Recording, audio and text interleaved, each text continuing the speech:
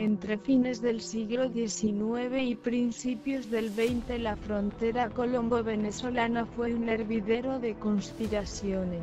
El liberal Cipriano Castro había iniciado desde Colombia su invasión a Venezuela y para principios de 1900 y luego de una arrolladora campaña, se convirtió en el gobernante de su país, pero sus adversarios desde el exilio en Colombia se preparaban para arrebatarle el poder, con la colaboración del presidente conservador de Colombia José Manuel Marroquín.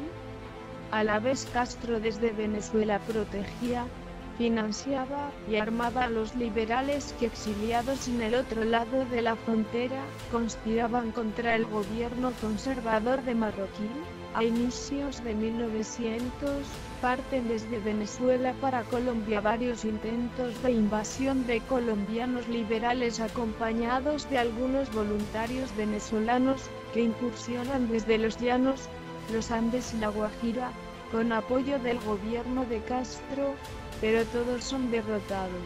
En febrero de 1901, se produce una nueva invasión de liberales que provenientes de Venezuela penetran por los llanos de Casanare. Simultáneamente el gobierno colombiano tenía que enfrentar otros ataques de liberales que incursionaban desde Ecuador y Panamá. Estas acciones se daban en lo que se conoció en Colombia como la Guerra de los 1000 días, un cruel conflicto interno que asoló el país por casi 3 años. Ante esta situación, el gobierno colombiano decidió tomar represalias contra Cipriano Castro, aprovechando que en Colombia se encontraban partidarios del presidente Andrade, derrocado por Castro, y los restos de las fuerzas del Mocho Hernández, y su principal caudillo, Carlos Rangel Garbiras, enemigo de Castro. El presidente Marroquín puso a Rangel Garbiras frente de un ejército de 6000 tropas regulares colombianas y voluntarios anticastristas venezolanos, que invadieron el 27 de julio de 1901 tomando las principales poblaciones fronterizas del Táchira. Pero luego de 4 días de encarnizados combates, las tropas invasoras fueron derrotadas en San Cristóbal, y los sobrevivientes regresaron a Colombia. En esa oportunidad, ocurrió el curioso hecho de que un ejército colombiano fue comandado por el general venezolano Rangel Garbiras, y frente a las tropas venezolanas de Cipriano Castro, estaba el general liberal colombiano Rafael Uribe Uribe. Lo acompañan entre otros el joven Celestino Castro, hermano del presidente, y el general Rosendo Medina, quien muere en combate. No era la primera vez que Castro ponía frente a las tropas venezolanas a sus más inmediatos colaboradores, los militares colombianos liberales. Emocionado por la victoria de sus tropas, Cipriano Castro atiende los elogios de sus adulantes, que comparan su meteórica revolución restauradora con la campaña admirable de Simón Bolívar. Rafael Uribe Uribe y otros de sus amigos lo persuaden de ser el creador de una nueva Gran Colombia, que reúna a las naciones de gobiernos liberales de Venezuela, Ecuador y hasta Nicaragua. Solo falta Colombia, con su molesto gobierno conservador que cobija a los venezolanos enemigos de Castro. La prensa caraqueña se hace eco de la idea, la cual es reflejada en algunos medios internacionales. El salamero general colombiano Uribe Uribe, conocido por su elocuencia más que por su pericia militar, convence a Castro de invadir a Colombia con tropas regulares del ejército venezolano, para potenciar un alzamiento de los liberales y refundar la Gran Colombia, y destruir los restos de las fuerzas del Mocho Hernández que todavía amenazan del otro lado de la frontera. Cuando Castro presenta su plan de invasión a Colombia, el ministro de Guerra, el general Pulido, en una actitud sensata y ponderada, se opone radicalmente al proyecto. Le dice al presidente: Usted no tiene generales capaces para esa empresa. Ninguno de sus generales puede derribar un gobierno extranjero, y este es un país arruinado. Usted tendría que movilizar todos los recursos del país. Me opongo a esta acción insensata. El soberbio Castro no hace caso, y el ministro Pulido presenta su renuncia. Entonces Castro prepara su propia expedición. Pomposamente llaman a la fuerza expedicionaria el Ejército Restaurador del Atlántico. La componen 4 batallones, el Barcelona, Coro, Lara y la Sagrada, con algo menos de 1.500 hombres, al mando del general José Antonio Dávila. Cuentan con modernos fusiles Mauser, una ametralladora y un cañón de campaña. A Dávila lo secunda Celestino Castro, el joven hermano del dictador, ya veterano de la batalla de San Cristóbal.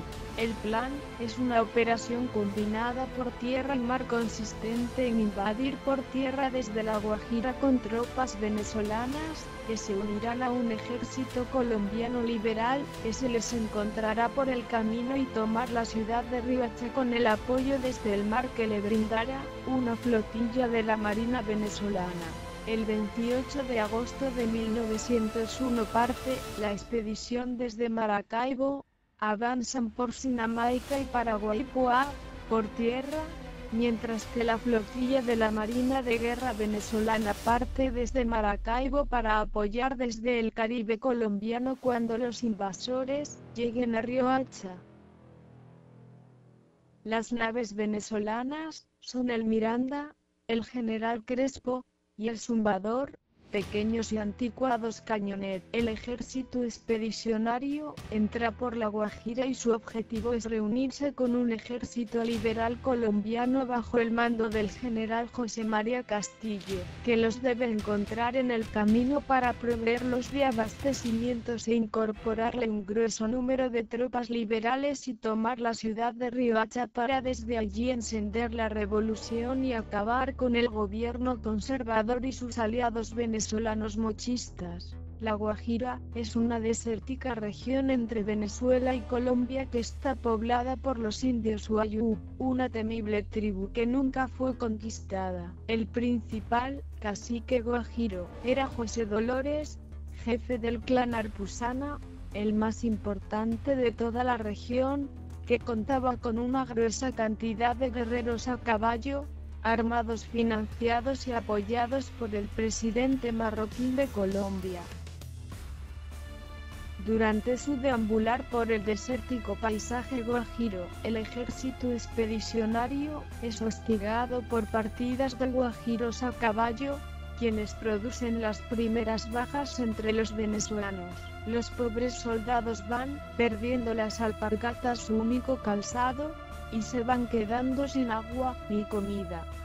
Después de varios días sin llegar a ver agua, en algún sitio desolado, llegan a encontrar un pútrido pozo de agua en el que flotan unos cadáveres, del cual desesperados calman su sed. Al poco tiempo oficiales y soldados se enferman de disentería, la cual causa más muertos. Luego de muchos días de trayecto se encuentran con los aliados liberales, pero no son un ejército, como se había prometido, sino una pequeña partida con unos pocos bastimentos. A todas estas, la operación, que ha debido mantenerse en secreto, ya es conocida por los militares colombianos, comandados por los generales Carlos Alban y Ramón Ayala. El destacamento de Riohacha es escaso, y la única fuerza naval colombiana en el Caribe es un pequeño cañonero, el Pinzón, que no tiene municiones para su cañón. Entonces los mandos militares colombianos fletan un buque francés, el Alex Vixio, para traer desde Puerto Colombia al batallón briseño, con 1.700 soldados de refuerzo. Ya para esos días los 3 buques venezolanos habían llegado frente a las costas de Riohacha. Tienen una doble misión: prestar apoyo a las operaciones de las fuerzas de tierra y, por otro lado, bloquear al puerto para evitar que lleguen refuerzos a las tropas del ejército del gobierno colombiano. Pero por aquellos tiempos Francia tenía poderosos intereses en el Caribe, ya que una compañía francesa era la que originalmente trató de construir la colosal obra del Canal de Panamá. Y para asegurar estos intereses, se encontraba en aguas del Caribe una poderosa y moderna nave de guerra de la Marina francesa, el crucero Suchet, un buque blindado de 3.500 toneladas. Los colombianos logran que la Suchet escolte al buque mercante que traslada el batallón de refuerzo. Al encontrarse el coloso francés con las pequeñas naves venezolanas, les advierte que defenderá el desembarco de las tropas a bordo del mercante Alexander Vixio. Si son atacados, estas tienen que retirarse ya que nada pueden hacer contra la nave francesa y el batallón de refuerzo desembarca en Riohacha sin problemas y se suma a las tropas de la ciudad que en total alcanzan a unos 3.000 hombres, el doble del ejército de Castro.